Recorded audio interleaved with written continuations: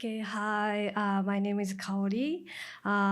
Before starting my presentation, I would like to thank everyone everyone at the library and academic departments who kindly supported this event. So I'm going to talk about my work. So I was born in 1979 in Naha City, Okinawa. I was determined to do photography once I entered the university. I loved working in the darkroom and learned how to do the entire process, including film developing and print processing. I became completely absorbed in it and would take photos with film, immediately develop it in the darkroom, and create prints.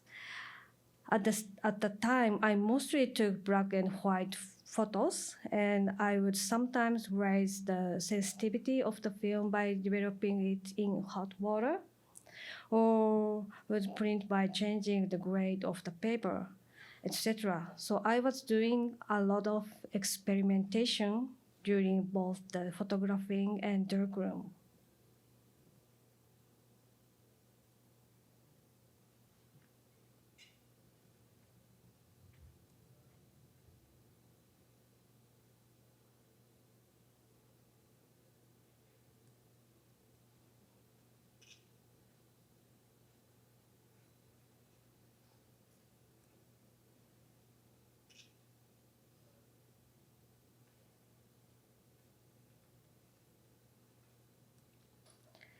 From 2008 to 2010, I was active as a member of photography magazine LP. I worked on features of artist friends and of student photos from Indiana University's photography department. I also did some special interviews and planned discussions with Ikuo Shinjo, who is a professor of literature at University of Ryukyu, and Ryudai Takano, who is a photographer based in Tokyo. This was an extremely stimulating time where I learned a lot. And since 2011, I have been editing and publishing the magazine for art and criticism. Its name is Las Balcas. It is based in Okinawa, and its members are artists, researchers, curator, film festival programmer, and novelists. Las Balcas means small boats. In Spanish, the image I have is a loose network of many small boats floating on the ocean. If many people get on one big ship, it could eventually become an oppressive power. The power of a collective should not dominate people, things, and ideas. Instead, each of us should be a small boat. Sometimes we listen to another one's story and then pass it to others. Sometimes each of us protects our solitude. Sometimes each of us gives support to one another. That is the image I have for this magazine. Through my editorial work, I constantly ponder how I can act without a definitive separation between art and society. I want to give my full attention sincerely to expressions and text, not in the form of political agitation or of art that merely complements politics. Expressions about the body, landscape, gender, etc., should come out naturally from various perspectives which are still political. To edit the journal devoted to textual and visual art, to create a loose collective, and to raise questions in society. That is my concern at the moment. In 2016, I held a sole exhibition of my photographs unframed. The exhibit was a three-part structure with landscapes and portraits and snapshots. And I changed the exhibit 3 times during the 2 weeks. By looking back at my photos again and organizing them, I was able to reconfirm the wavering of time that I shot. I also took photos that recorded changes in landscape. I decided to create a photo book temporarily based on these things.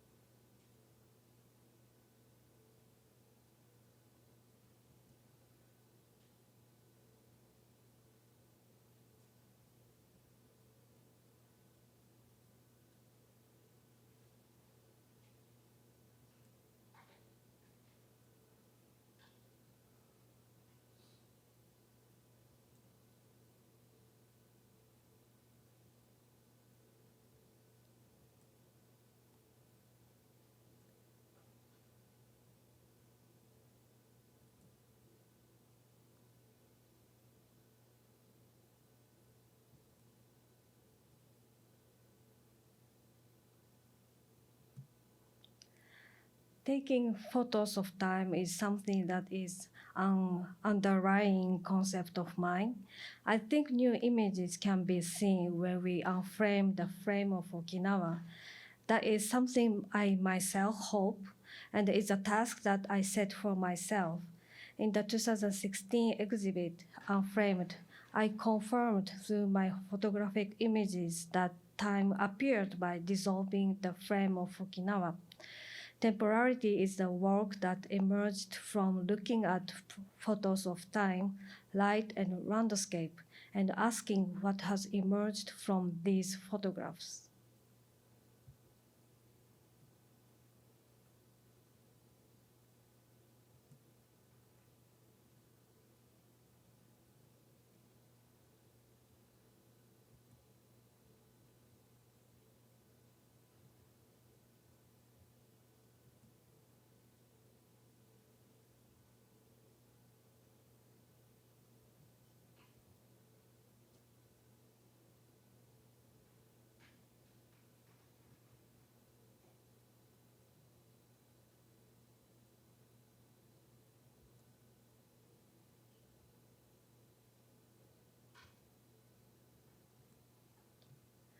But when I create works from Okinawa, I often wonder where I can position myself as I take photographs.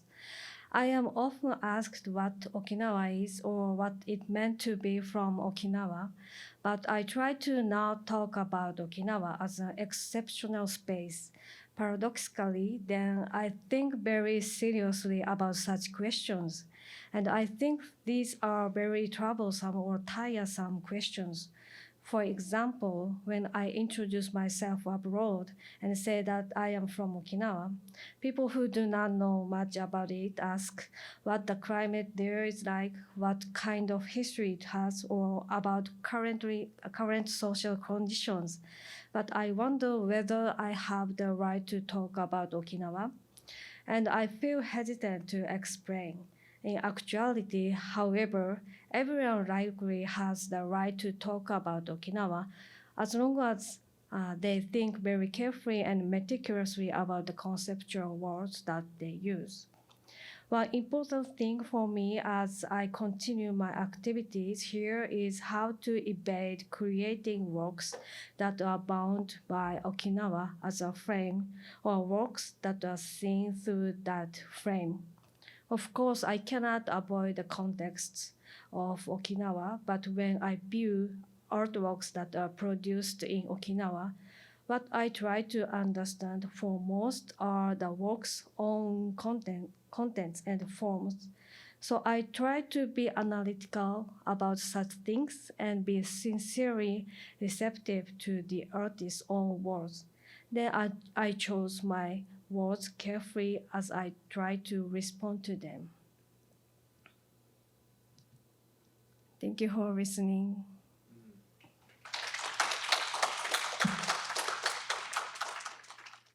Hello, my name is Satoko Nema. I'm very happy to meet you today. 普段は作品を発表したり、先ほど紹介していただいたんですけど、沖縄県立芸術大学で絵画の非常勤をしています。そこで主にアナログ撮影とプリントを担当しています。I usually produce my works, and also, as I was introduced by Wendy earlier, I also teach as an adjunct instructor professor at the Okinawa Prefectural University of Arts, where I teach analog photography and printing. また昨年末に沖縄本島から 40km 離れた小さな島、宮城島でギャラリーをオープンしました。At the end of last year, I opened my own gallery in Miyagijima Island, where I live, which is approximately 40 kilometers off of Okinawa's main island. よろしくお願いします。So thank you all for coming today. これは、マルジナリアという作品になります。那覇アートという、那覇の都市の劇場に企画していただいた展示になります。So this is my work titled Marginalia, and I show this at this art cultural center in the middle of downtown in Naha, which is a central city in Okinawa. ネオンチューブと、3部作の映像のインスタレーションになります。It consists of neon tubes and also a trilogy of visual filmic cinematic images. これらは、ロードムービーのように沖縄のモノレールの終点から始まり、東京へと旅立ち、東京への地下鉄、電車、名古屋、大阪へ、そしてまた自宅へ戻り、最後夜中の月が映し出されます。So it's a kind of a road movie in a way, this cinematic part, which begins from my home in the small island of Miyagijima and then travels via a monorail that runs in the city of Naha.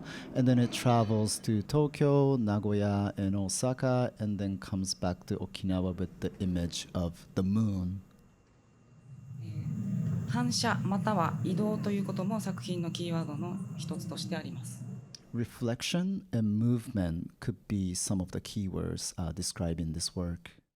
移動するということは領有するということにもつながることにもなり、but to move might also risk meaning to occupy. 写真において写すということはそのものを移動または場所、光景を写し取り照射することにも他ならない。それは移動しながらも非連続的なことも伴い、それぞれを選択することにもなるだろう。To take a photograph, on the other hand, might mean to cull something from the background. And movement might also include a lot of interruptions and cuts across different places. 名指されたものでそのものを見たとき、きっとそのものを見たことにはならない。沖縄という名前を認識したときに見えてくるものは何だろうか。And if you see something from the lens of what is already signified, it might mean we haven't seen anything yet. So what does it mean when we see things from the signified of Okinawa?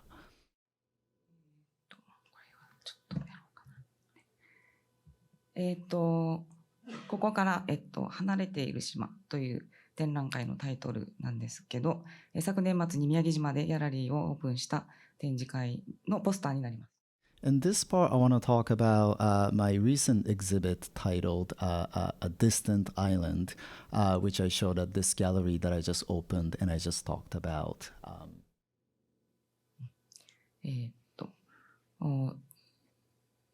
それは都市と離島間にあるアートを享受する格差が解消できるような地域に開かれた空間としてジャンルを横断するさまざまな企画ができればと考えています。The reason why I opened this gallery is to somehow intervene into this situation where there's a large gap of knowledge, but also opportunities to see art between Okinawa's main island and so-called remote island. So I really wanted to create a new situation in which works from multiple genres could be exhibited and seen in this island, small island. フリーランスのキュレーターで沖縄美術と中南米美術を研究されている岡田由美子さんにキュレーションしてもらって一緒に、沖縄県からの女性で企画した展示会になります。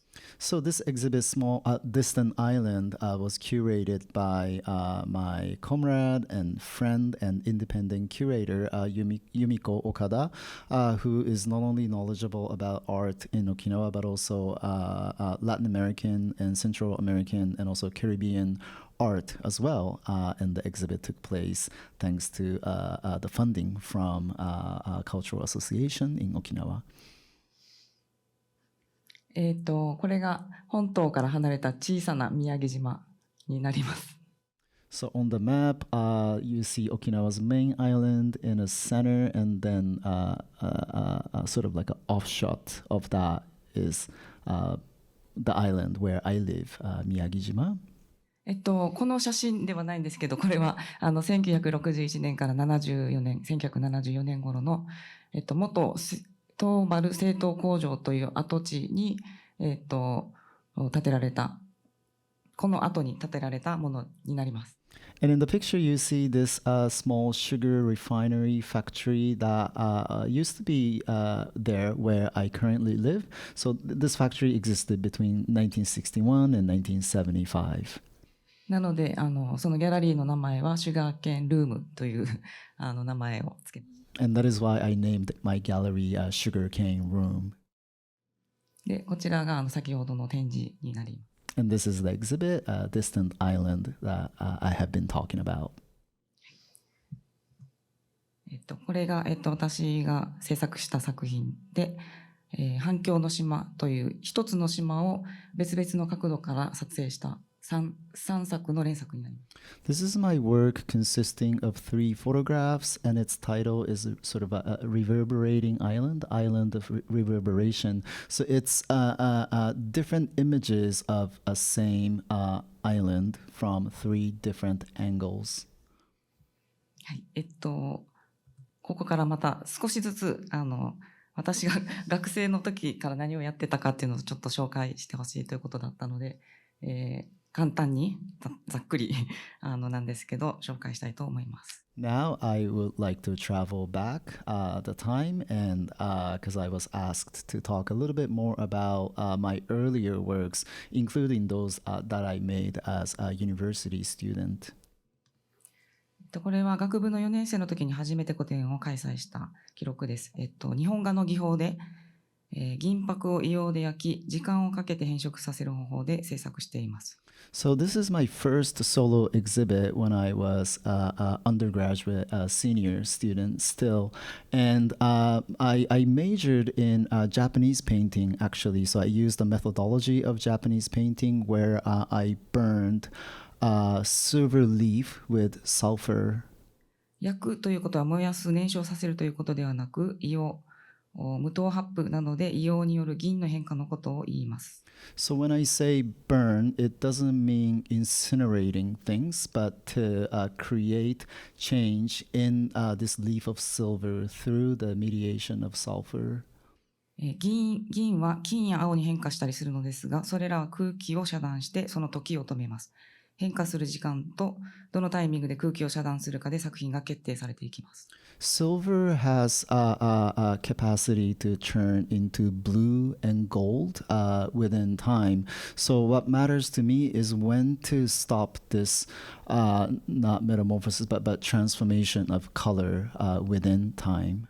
例えばモノクロ写真でプリントをするときにはネガがあって印画紙に焼き付けると言いますが、光、現像液、印画紙の関係があって、それは時間によって濃度が変わってきますが、銀箔を焼くということも硫黄の濃度や湿度、時間によって変化していきます。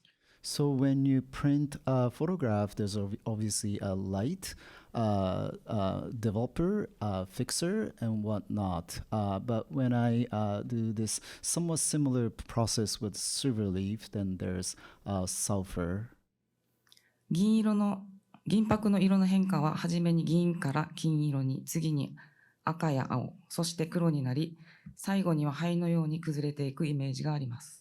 So the ways in which silver leaf changes its color, first it becomes blue, red, blue, black, and then finally it turns into the color of ashes. はい、次は、シリーズカビの時間、時というものになります。Next is a series called Time of Mold. これは絵画を制作しながら同時期に撮影していたシリーズになります。父が昔使っていたカメラを見つけたのをきっかけに写真を始めたような記憶があります。So this is a series that I made concurrently with my another series in Japanese painting, and I discovered and started to use this very old camera that my father was using when he was young. 1960年代、70年代頃に日本でファミリー層向けに発売されて、ボディとレンズが一体になったヤシカというカメラになります。So I used this camera that was really popular in the 1960s. It's a Japanese camera where the body of the camera and its lens are sort of like built in together, and it's called Yashika.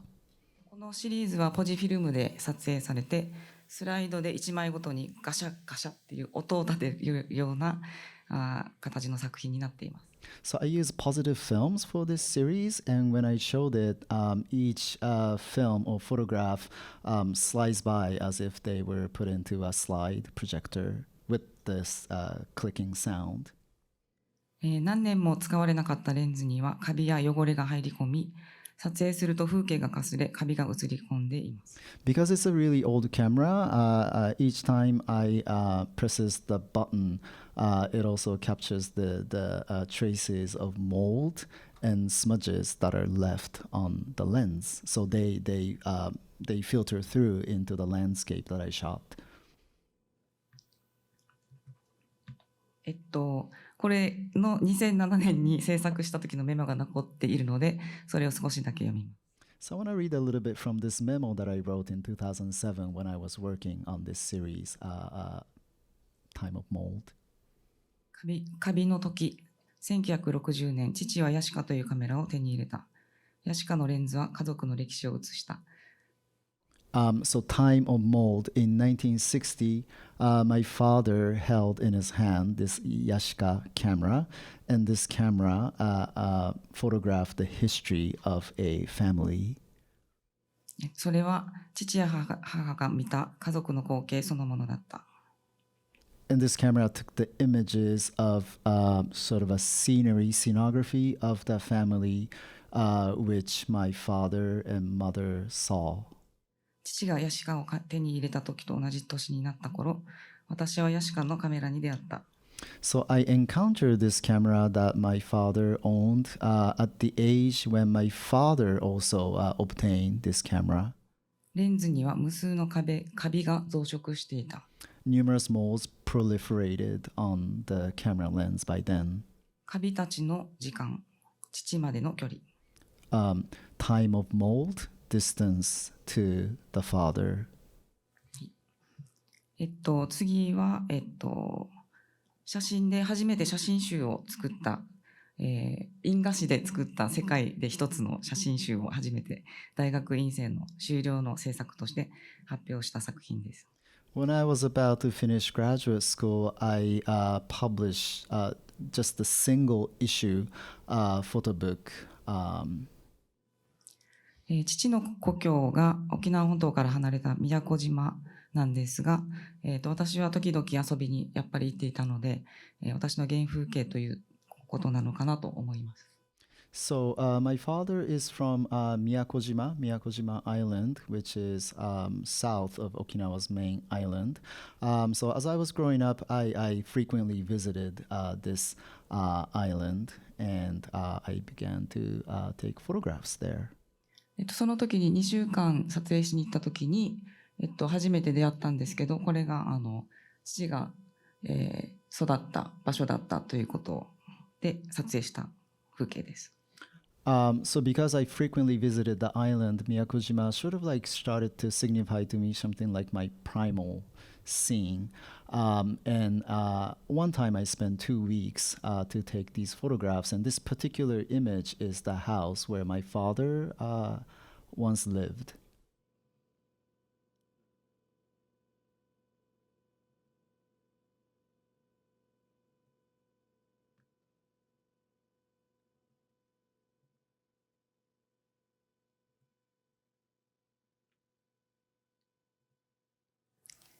次は、鳥の巣という作品になります。Next is the series titled Bird's Nest. これは、何も話さずに見てもらおうと思っています。I'm not gonna say a word here, so you can just look at the photographs. .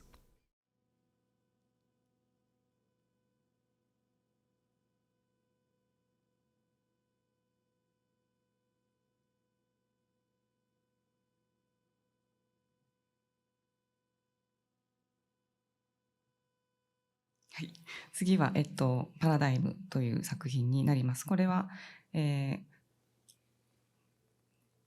ギャラリーの方にも少し展示しているので、ぜひ見てください。This one is a series titled Paradigm, and some of the works, photographs from this series photo book you can view at the SME gallery on this campus. 2015年にパラダイムという、ものの見方や捉え方自体を会議する、また保存性があるから価値があるということも解体していくような写真集でもあります。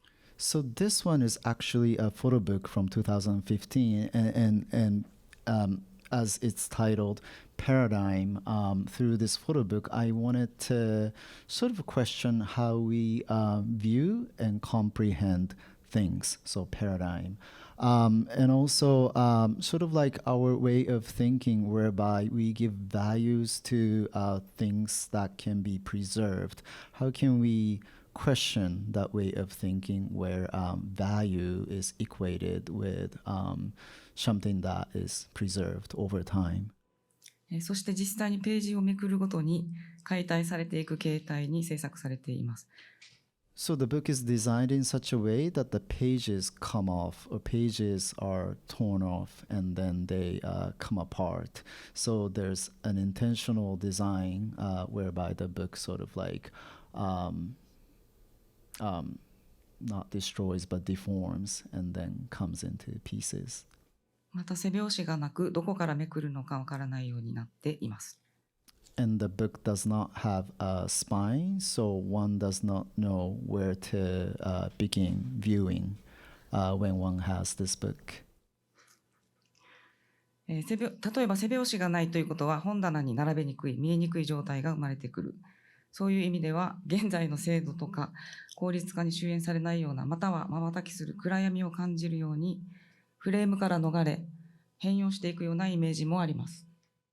Because the book does not have a spinal cover, if you put this up on a bookshelf, you cannot see its title. It's very hard to discover this photo book if it's on a bookshelf again. And because the pages tear off so easily, it looks as if the image in this book just flits by as if in a blink of an eye.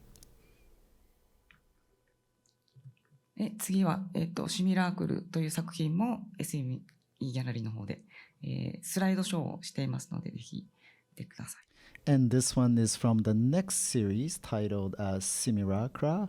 And you can view works from this collection, this book, at the SME gallery as well, but in the form of a slideshow.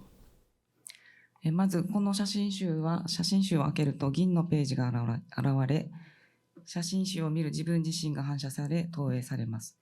自分という何者かの他者の眼差しに触れる経験ではないかと考えます。So as soon as you open this book, there's this image of image in silver color So what you see is a reflection of yourself, basically. So I wanted to create this moment where you are sort of confronted by your own gaze as if it's the look of the other. 抽象というイメージもありながら、それは毎日繰り返される日常の風景だということ。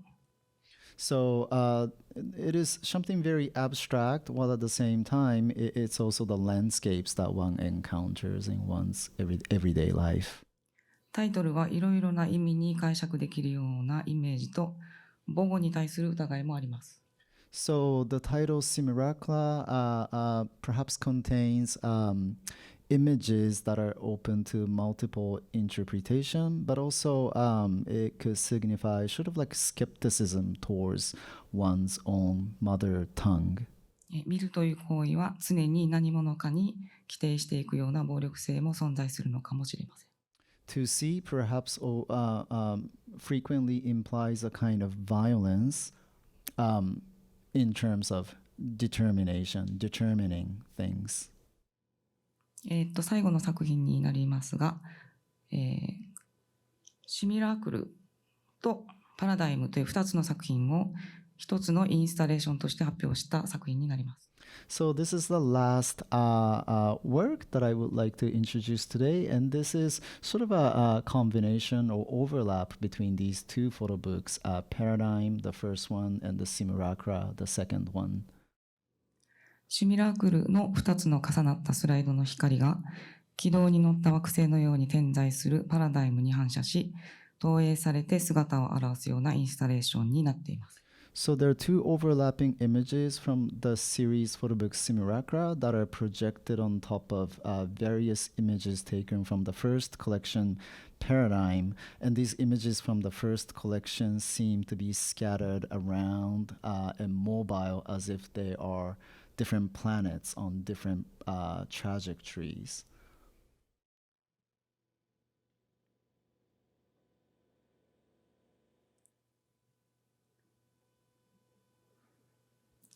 このスライドの色の変化によって、パラダイムも変化していくという作品です。So because of the slide images from Simulacra change in terms of color, the photographs from Paradigm on which they are projected also change as well. はい。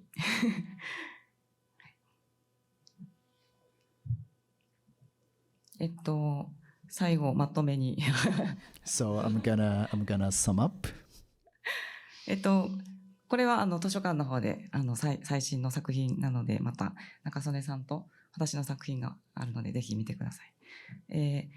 銀箔の腐食や銀の反応でできる写真など、あらゆるもの、物質はコミュニケーションのように何かを交換しながら生きている。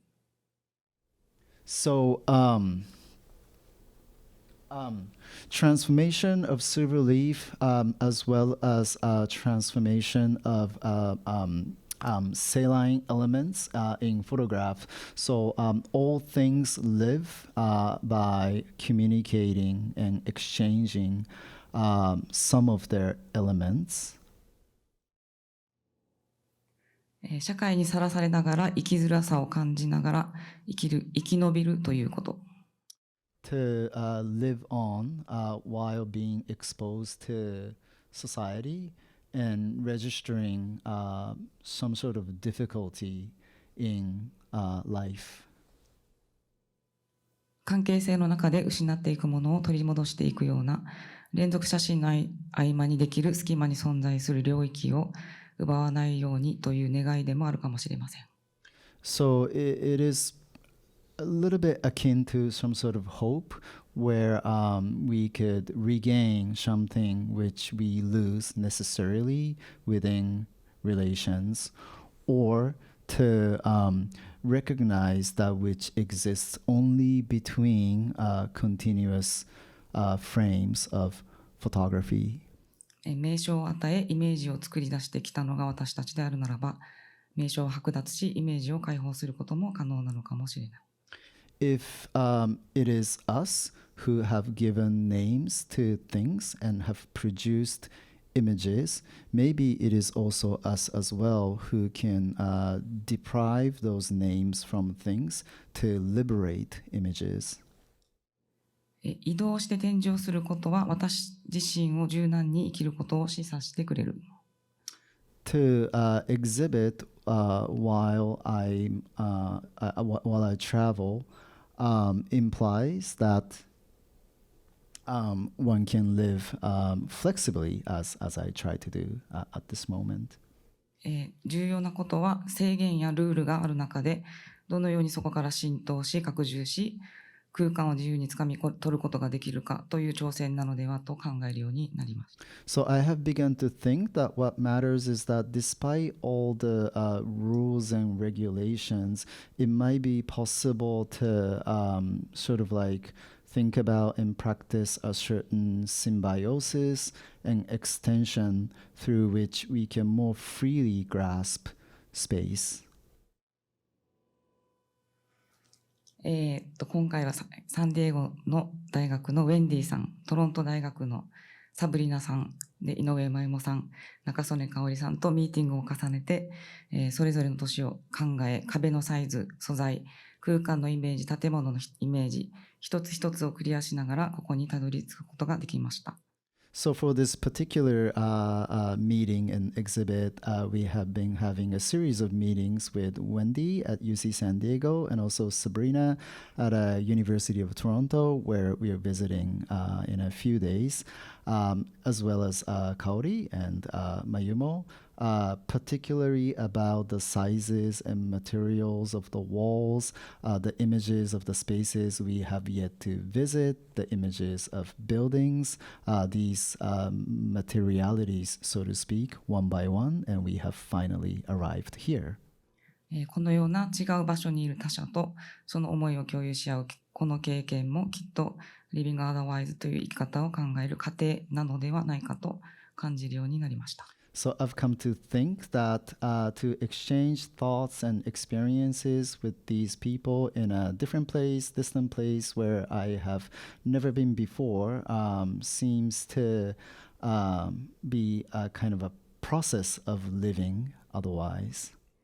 このような機会を与えていただいたウェンディさん、サブリナさん、関係者の方々とまたお越しいただいた皆さんに深く感謝します。ありがとうございました。So I'd like to thank everyone, including Wendy, Sabrina, and everyone involved in who has made this event and exhibit possible, as well as those who are here in the audience today.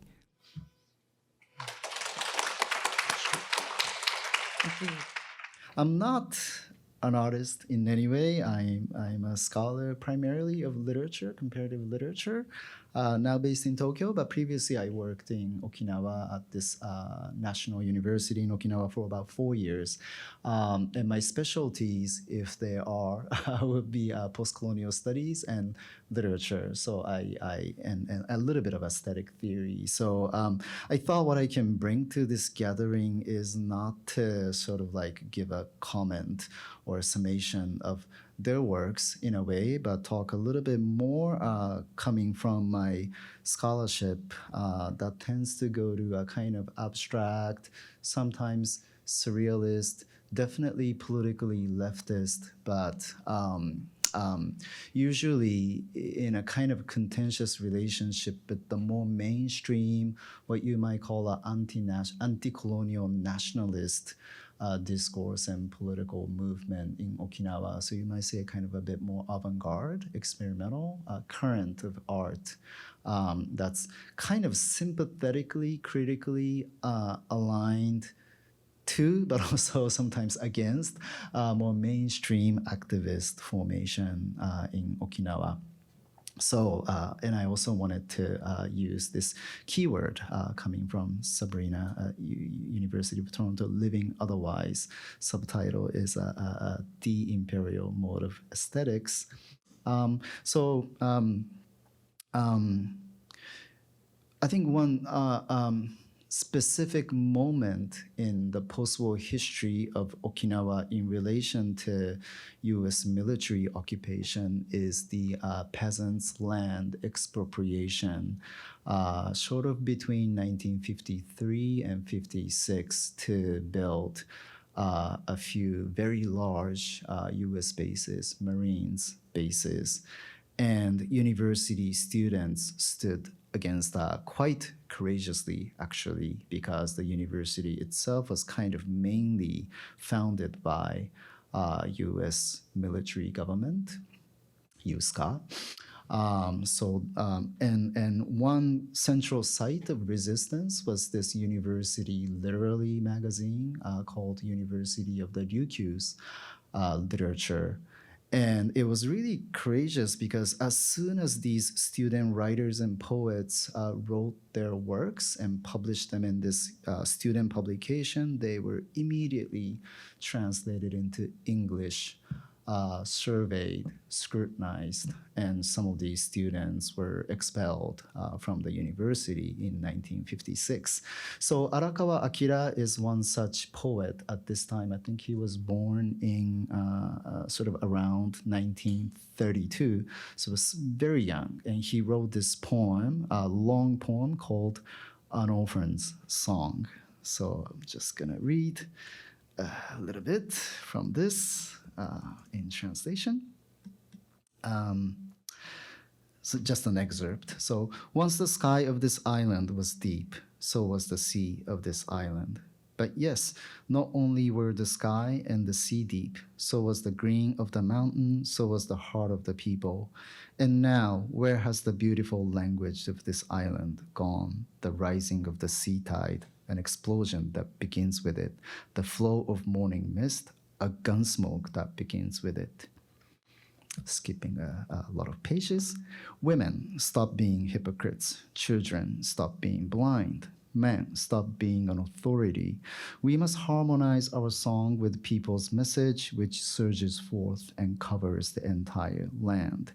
So again, I would really like to appreciate the fact that this poet, who was in his early 20s, wrote this protest poem against U.S. Occupation, land expropriation, and other violent processes as well. And again, in 1956, students in this literary magazine were expelled or suspended because of very visible American pressure. So first, I would like to acknowledge that it's very important, and I'll think about this fact a lot because I myself teach at a university and I was a professor. So if students want to protest, organize, I'll think about this poem a lot, actually. But the subsequent generation of poets began to critique Arakawa's kind of, let's say for the sake of time, propagandistic aesthetics, where the figure of the poet looms as if he is a leader of a nation, race, ethnicity, what have you. Kyoto Masanobu is one such poet. He was born, I think, in 1937, so a little bit younger than Arakawa, and he was an avid reader of everything from surrealism to existential philosophy of that time. So you can see that in his critique of what he thought was Arakawa's kind of propagandistic poetry, let's say. So in 1961, he published this essay again in the same student publication. It's called Metamorphosis into the Object. But the object is this surrealist term that was circulating in Japanese language at that time, coming from French surrealism, obviously, objet. So he wrote this, and I'll just read. So maybe you can just get a feel of his critique of Arakawa. The problem won't be solved by proposing a prescription. nor will it be ameliorated through a normative form of perception that seduces us to let go of our attempts to think logically. If these methods risk overlooking the very status of the object in society, and by doing so leave unexamined the current state of our alienation, I propose instead to deepen precisely such a state of alienation so that an alternative form of alienation emerges within itself and impresses itself upon the first form of alienation. Only the logic that allows us to own the things, mono, that proliferate upon the cracks of variously demarcated division of labor in the systematized society is capable of interrupting the very alienation. Instead of fearing objectification, it is more productive to willingly become an object first, and then to explore what necessarily exceeds such an objectification in the space where the notion of human subject is already bankrupt as a condition of human existence. The reality is not the only thing that changes. We ourselves are, the reality is not the only thing that changes. We ourselves are changing and will change. By achieving our metamorphosis into the object, we will be able to query into a more fundamental condition of human existence. So I'm gonna really reductively reduce this argument into sort of like its kernel or essence, but what are the ways in which we can stop being a subject in a kind of existential sense? You know, we who are aware of our mental being, our cognitive capacity. I'm thinking this, I'm feeling this right now, a perception or something like that. But that comes with the status of our socially ascribed subjectivity as well, class, race, gender, nationality, what have you, right? And these things are given. These are not the things of our own active choosing. So how is that possible? Because insofar as we are tied to these various facets of subjectivity, then that implies our status within hierarchy, within society. University student, someone who wants to lead this nascent political movement into some sort of fruition. So Arakawa saying to women, do this, saying to children, you guys do that, to men, act in this way so that we can topple US militarizing regime. This is one way in which the subject appears in a society, and this implies hierarchy, male intellectual leading the rest of the population into some sort of action and representing the race, representing the nation, so to speak. And Kyota's take on that is, well, that's a kind of a propaganda, and that's a form of elite intellectuals' usage of power. So instead of that, can we become something that he calls the object instead of the subject?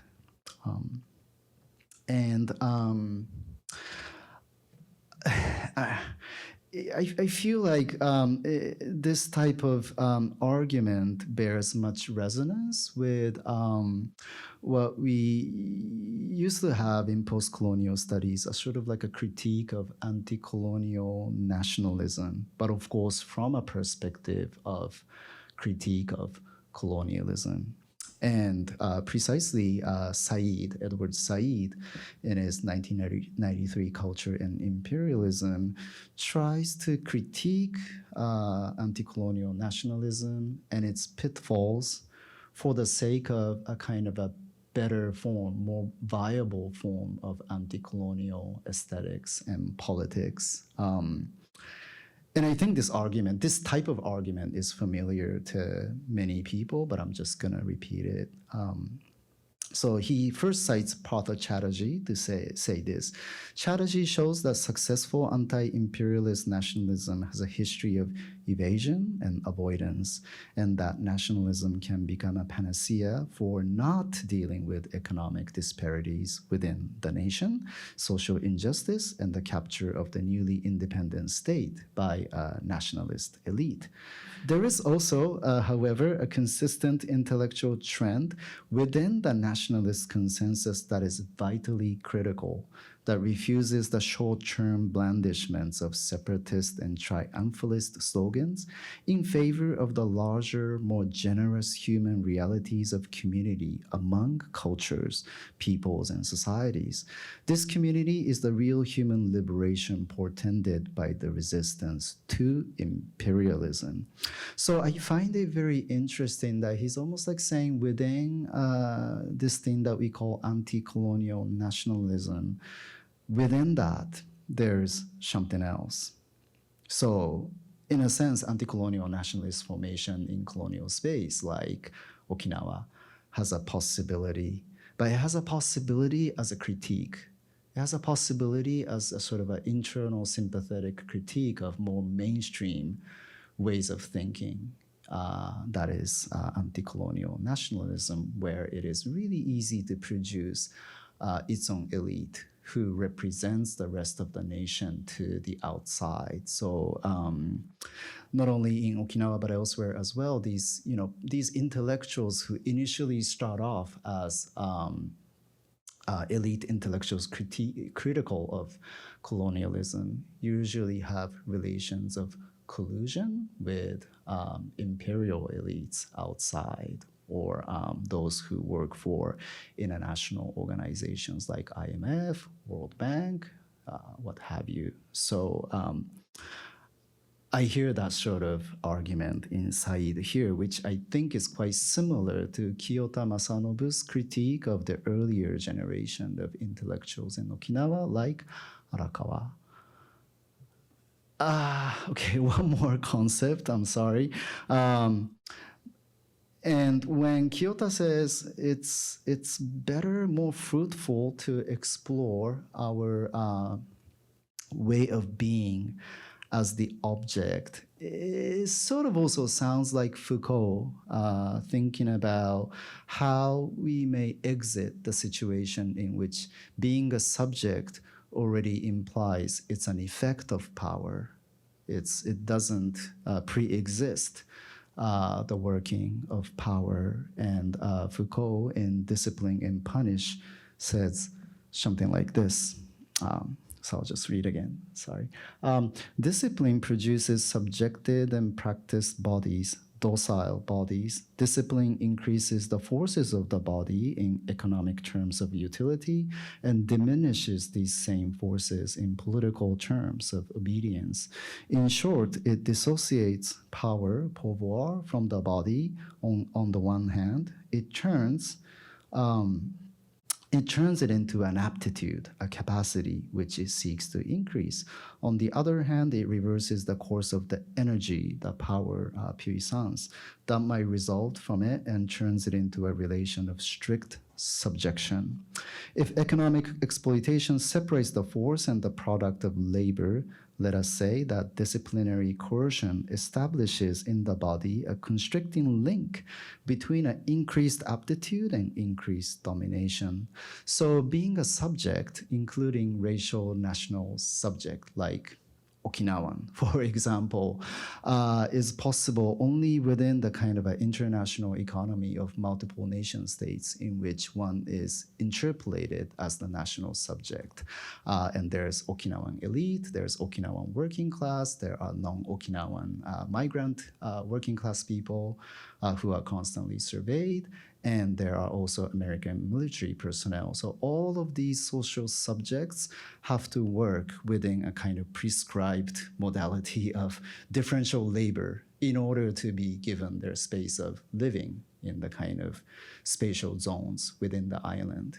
So that's a disciplinary power that makes us a subject. And I think Foucault is quite explicit here. He says this type of discipline power produces us as a subject, substratum of power, where my economic economically productive ability must be maximized, but my political agency must be minimized. That's the way in which we are sort of like tolerated as a socially viable subject. And Kiyota might say, I agree, so let's exit that way of being a subject as being subjugated to the grid of power. And it's interesting that in the past 20 years, perhaps, Foucauldian critiques of sort of like the figure of Okinawa are quite strong within Okinawa studies in Okinawa. So it's very interesting. These scholars like Shinjo Ikuo, who appeared in the interview in this LP magazine that Kaori edits, and some of younger scholars who were his students one time, like Doi Tomoyoshi, they use Foucauldian terms like genealogy of deportability of non-Okinawan migrant workers in this book on the right-hand side is very much Foucauldian. On the left-hand side, Shinjo Iko's Okinawa Okiku, listening to Okinawa, where he says listening to Okinawa doesn't mean listening to Okinawan people within the island, but he says what I mean by listening is trying to audit that which escapes the binary opposition of mainland Japanese and peripheral Okinawan races. How can we listen to sort of like not to the subjectivated voices, but almost like a asubjective noises that escape the binary opposition of constructed racial categories. So Shinjo Ikuo's contribution to this kind of more like a deconstructive Okinawa studies is quite large, I would say, within the academic space of Okinawa today. Because I want to talk about art as well, I just want to introduce this artist, painter Adaniya Masayoshi, who was born in 1921 but died really young in 1967. His work was very different from other painters who came of age in the 1950s. Again, sort of like the height of the very ruthless period of American military occupation, 1950s. Around that time and period after that, I think a lot of painters in Okinawa kind of capitulated to just Orientalism, basically. But they argued that it's not Orientalism, it's authenticity. But of course, we know that these two almost always overlap, right? The more you want to get out of an Orientalist mold of images in a kind of non-critical dialectical manner, then you also hang on to same vocabulary of images and claim those as somehow authentic. So you see these painterly images of women clad in traditional quote-unquote Okinawa garments with the distinctively Okinawa hairstyle. It's titled Two Women. On the right-hand side, you also see an image of nature, which is very different from that of mainland Japan. A lot of, I don't know, grasses, sugarcane, blue sky, deep blue sky, and whatnot. And Adaniya, this painter, was friends with the painters who produced these images, but he was more interested in abstraction and landscape simultaneously. So I'm always curious as to what Satoko has to say about Adaniya's works. But in many of his images, there are these stretching perpendicular lines stretching out upward. And these are always torqued, I don't know, as if they kind of suffer passively in exposition to a lot of different social forces, social pressures, but they also try to undergo their metamorphosis as well. I'm not sure. So these are studies that he did for the very famous painting called Tower in 1958. And he was very fond of sketches. And he was a really good theorist of painting as well. So this is what he had to say about his fondness of sketches. Adania said, because sketch is a memorandum, its maker does not intend to turn it into a work of art. We only jot down that which touches us. That is, not all sketches become works of art, while works of art can be created without sketches. Since drawings are made as a basis for later works, they contain compositions, but sketches lack such a prospect. By thinking in this way, we can argue that although sketches are sources for creating final works, they also hold enough vitality to be works themselves. Not only painters, but anyone, I'm sure, would wish to retain a record of a moment when one suddenly encounters a beautiful landscape, something strong, or that which leaves us an impression within us, unquote. And 1960s, mid to late 1960s in Okinawa is an interesting period because people are seeing American soldiers differently by this time.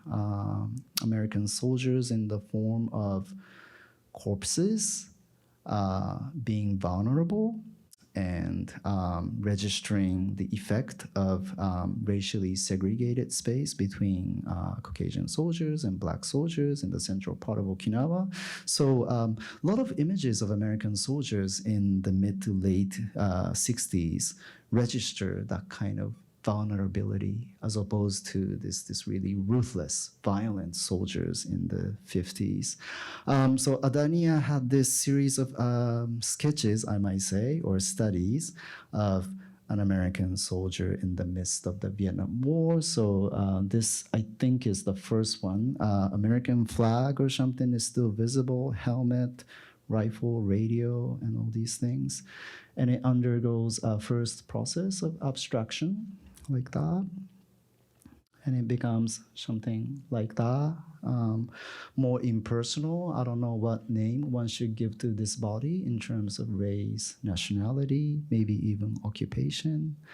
And it's called Longing for Home in my translation, Bokyo, thinking about home. But it seems like he's facing towards the left. So if I am oriented northward in Naha, or for example, it seems like he's facing Southeast Asia, it seems, as opposed to US mainland, I feel. So it's a very interesting orientation of a body in the painting that is called Longing for Home. I feel like he is looking towards Vietnam as opposed to the US. And the final work. So I'm interested in these types of objects, things, human bodies that are forlorn, cut off from their environment, social environment in which one must appear as the subject, typically, with all the determinations of race and nation and gender and sexuality and whatnot. But here, it's almost like a process in which one loses, drops determination. So, and then in the 60s, he produced a lot of paintings of US military bases, but some people say, did he like US military? Because he produced so many images of US military, but of course, what I see is more like vertical lines that cut this sort of landscape. So his painting runway is runway, of course, that enables US military logistics, but it's also about the cuts and interruptions of these lines that disable this logistical network, it seems. Again, I'm kind of reductively talking about it. And at the University of Ryukyu's library, they used to show this painting, A Throng of Towers from 1963. And I really liked this when I was working there. Now, instead of one solitary tower, one solitary body of someone who was an American soldier in Okinawa. We see a lot of lines, a lot of solitary lines of different lengths and different ways of reverberating, shaking, trembling in the space. So I thought I can contribute to this gathering by way of just reading some quotes that are quite conceptual, coming from the 1950s and 60s in Okinawa, where there were very serious discussion about the status of the subject. Some people went for it. Some people offered critiques of the notion of subjectivity as a viable form of opposition, resistance, anti-colonial opposition.